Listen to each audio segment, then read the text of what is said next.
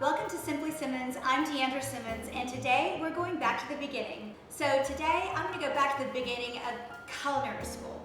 What are the foundations of culinary school that you learn literally from the beginning? Well, number one is how to make a stock. So I'm just going to make a homemade chicken stock today. And I do this every week in my home because what that does is it takes us through basically the whole week of eating soups, having broth, eating healthy to prevent colds and flus and other illnesses. It's always great to have some chicken broth, chicken stock online. So very simple. The tenets of a basic chicken broth you'll learn in culinary school, and I'm just going to show you a very simple one. And you need to put this in your repertoire just like I do. Make it every week. You'll always use the stock for something for sure, or you could have it to drink in a quick pinch and get some nutrients and some things to build your immune system. So in a typical chicken stock, you're going to take a whole chicken or hen. Then you're going to use the mirepoix. And I've got it all cut up here for each day. It's 1 cup of an onion. You can use yellow or white, a half a cup of celery, and a half a cup of carrots. Now, in addition to our mirepoix that I have laid out here, we have a sachet d'épices. And today I'm using just the standard one, and I'm going to build it. You've got some cheesecloth, some twine, and you have a bay leaf, some parsley, some thyme from my garden, a garlic clove, and some whole peppercorns. I'm going to put that here in this little baby and tie it up and dump it in with the water and the chicken. So let's get started right now on making our chicken stock. So you take some cheesecloth. What I'm going to do to make it a little bit more uniform is I'm going to cut this in half. So I'll make sure that you have this recipe. It's literally like 3 or 4 little sprigs of parsley, it's 1 bay leaf, 1 clove of garlic, a teaspoon of peppercorns, and then a nice healthy sprig of thyme is what I like to do. So I'm gonna have to try to get this sucker tight so it doesn't come apart on me. Colander anyway. But what do I do with my thyme? Or my twine. Here's my twine. So probably could have used a little bit less cheesecloth. I can cut the rest of it off. Okay. Go like so. Very simple. So we're not in culinary school. It doesn't have to be pretty. Okay. Just like that. And I am going to cut the end off right here. There you go. So there you go. There is your little sachet d'épices. Okay, so I'm ready to make my stock or my broth. And in order to do it the right way, you need to take your chicken and you need to put it in the water first, cold. So I have some water in here. I'm gonna add a little bit more in here with my chicken. And while I'm gonna let that get up to boiling, and then I'm gonna turn it down and kind of get that good chicken flavor out of it. And after that's done, I'll come back and I'll add my mirepoix and my sachet d'épices. But you want to make sure you get your chicken cooking. I mean, you can cook it, I have done it both ways. You can cook it all together. However, technically, you're supposed to cook it separate. So let's put this little baby on the stove. Ooh, heavy.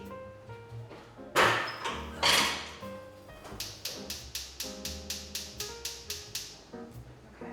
So we put it on about 5 quarts of water. And what you want to do, you'll see there's a foam developing on the top of the stock. You'll come over and you will skim that foam off into another bowl because you don't want to keep all that foam while you're doing that. So we're going to wait a little while, and then we're going to put our mirepoix in kind of close to, I guess, 2 hours before you're finished with the stock. So we'll see you in a little bit. I'm checking on my chicken. We're literally ready to put in the vegetables, but there's some of these little floaties on top. So I'm going to skim off what I can. It's not bad, actually. I'm going to be removing that skin anyway, so if it's floating to the top, then I might as well just take it out now. Skin and bones are going to come out throughout this process. So, perfect. Oh my God, it smells good. It looks delicious. So my chicken has been cooking for 3 to 5, probably 3.5 hours, I guess. So I'm gonna go ahead and put my mirepoix in there. If you remember, it's the carrot, the celery, and the onion. And it's just gonna go in just like this. And it's gonna stay in there for probably another 2 hours or so. And then towards the end of this process, probably 30 minutes before I'm literally ready to finish my stock, I'm going to put in my little sachet. So guys, when you make, there's no need ever to buy stock. This is so simple, so easy to do. Make it, set it, forget it, set the chicken in there, go away for 3 hours, come back, 5 hours, whatever it is. Put your veggies in there, go away for 2 hours, come back, set it on low. Then put your sachet in. You'll always have fresh stock to use in your house. On this week I made chicken enchiladas, I needed some stock. I used my stock. Soups, obviously, of course. Anything you need, just some extra liquid. A lot of times when I do vegetables, I mean, all kinds of meat dishes, all kinds of things. I always need chicken stock, so just make a pot every week, make a pot of vegetable stock every week. You'll have both ready to go, and you'll thank me later. It's cheap, it's delicious, much more delicious than buying any stock in the store. And it's gonna give you so much nutrition, and it's gonna make your dishes, all your dishes, taste amazing. So our broth has been cooking for several hours, then we added the mirepoix for 30 to 45 minutes, and now it's time to do the last part, which is add the sachet d'épices, whatever you want to call it. I know it's been a while since I had my French lessons. So here's the sachet that I made, and that has the garlic, it has the thyme, it has the bay leaf, parsley from my garden, some peppercorns, and I believe that's about it. So I'm gonna put that in here, and we're gonna leave that in this pot now for about 30 to 40 minutes as well. So it's gonna get all that rich, delicious spice flavor. And you always add your spices, and I will season after this sits in here for 30 to 45 minutes. Then I'll come back and I'll season my broth with my salt, if I wanna put any pepper, anything else in. So my chicken broth has been cooking with its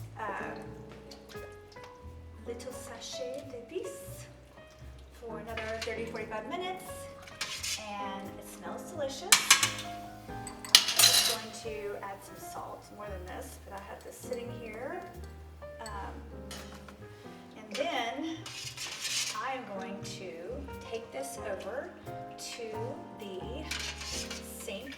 I'm going to strain out this broth, and I'm going to take all of the chicken out and have a beautiful clear broth left to make a delicious winter soup with chicken broth for the non-vegetarians. So my chicken broth is ready, and I've taken a fine strainer, and over the sink I strained it to make a beautiful clear chicken broth. The last thing I need to do is season it, because it does need more salt. It actually smells like chicken and dumplings, which is such a hearty, delicious, homey meal that I grew up eating a lot. Of course, in the South, we eat a lot of chicken and dumplings. So let me move this, and then I'm gonna season my broth, and then I'm gonna decide what I'm gonna make with it. So I've already tasted my broth, and it still needs a lot more salt, but even knowing that, I'm gonna put a little bit in at a time. Now that's perfect. Absolutely perfect. I mean, you cannot get broth like this in a box, and why bother when you can make it at home and it's so easy. Literally set it and forget it for a few hours, and just come back and do the steps, and you'll have the most delicious, healthy broth you've ever tasted.